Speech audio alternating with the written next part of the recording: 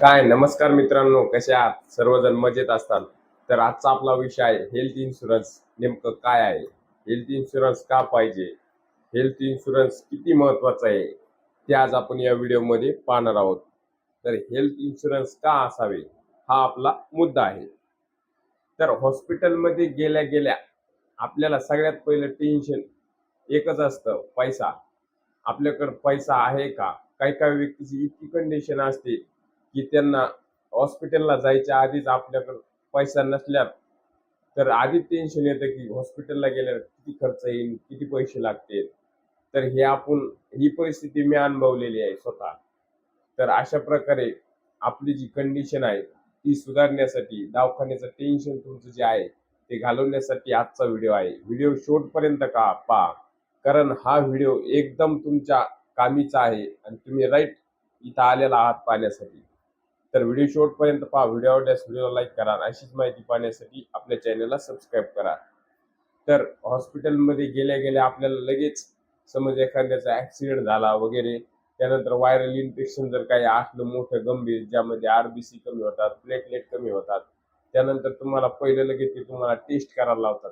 त्या टेस्टमध्ये माणसाचे अर्धे पैसे समाप्त होऊन जातात. म्हणजे गेल्या गेल्या आपल्याला 10,000 ते 15,000 रुपये एका एका ठोक ठोक लागतात आपल्याला. गेल्या गेल्यात आपले 10,000 रुपये कसे उरतात आपल्याला माहित नाही.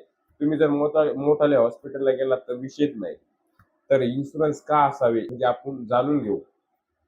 तर जीवनभराची जी आपली काही काही दुखणे इतके मोठाले येतात आपल्याला, म्हणजे ऍक्सिडेंट जर झाला एखाद्या व्यक्तीचा किंवा परिवारातल्या एखाद्या व्यक्तीचा, तर आपली जी जेवढी शेविंग आहे, जी आपण सेव्ह केलेली असते, बचत केलेले जे पैसे आहेत ते एका झटक्यात समाप्त होतात. त्यामुळे इन्शुरन्स असणे हे फार गरजेचं आहे.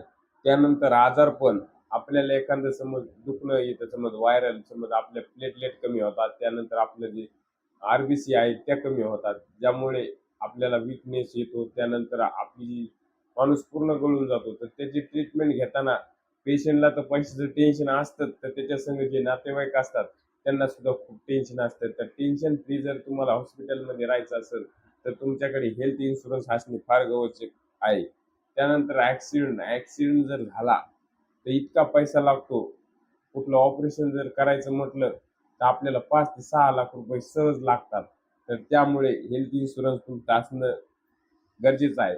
तर हेल्थ इन्शुरन्स असं काढा की ज्या म्हणजे अशी कंपनी निवडा की त्याचे आपल्या जिल्ह्याच्याच ठिकाणी जास्त कॅशलेस हॉस्पिटल असली पाहिजे. म्हणजे ज्या ठिकाणी आपण गेले की आपल्याला जे आपली जी कार्ड आहे, आयडी आहे, हे हेल्थ इन्शुरन्स ते दाखवल्याबरोबर तुम्हाला पैसे भरण्याची काही गरज लागत नाही.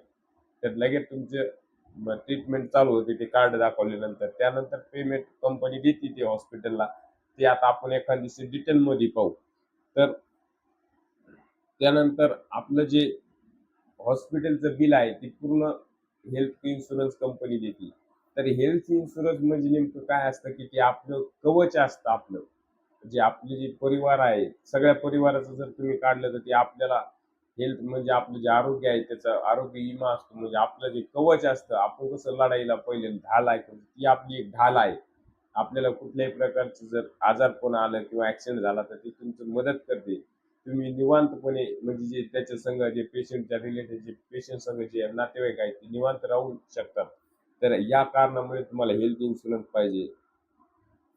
त्यानंतर आपल्याला ₹1,000 महिन्याने जर तुम्ही EMI घेतला तर तुम्हाला ₹12,000 वर्षाचे लागतात आणि त्यामध्ये तुम्हाला 10 लाखाचा इन्शुरन्स सहज भेटेल. तर तुम्ही मला ही इन्शुरन्स कंपनी कोणची निवडायची? तर तुम्ही तुमच्या पद्धतीने जी तुम्हाला जी आवडती, तुमच्या इकडे ते इन्शुरन्स काढणारे आहेत ते त्यांच्या पद्धतीने काढा. तर हेल्थ इन्शुरन्स आज स्वतः माझ्या मुलाचं महिन्यापूर्वी त्याला लूज मोशन झालती.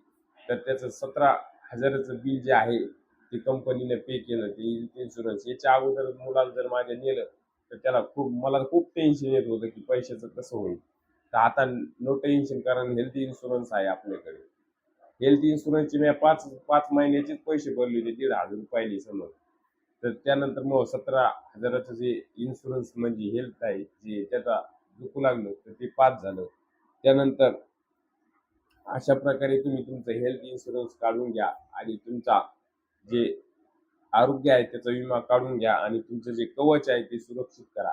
तर अशा प्रकारे हेल्थ इन्शुरन्स असणं हे फार महत्वाचं आहे. तर अशा प्रकारे आजची माहिती होती. तर मग आपल्याला माहिती कशी वाटली कमेंटमध्ये कळवा. माहिती आवडल्यास व्हिडिओला लाईक करा आणि अशीच माहिती पाहण्यासाठी आपल्या चॅनलला सबस्क्राईब करा. तर धन्यवाद मित्रांनो.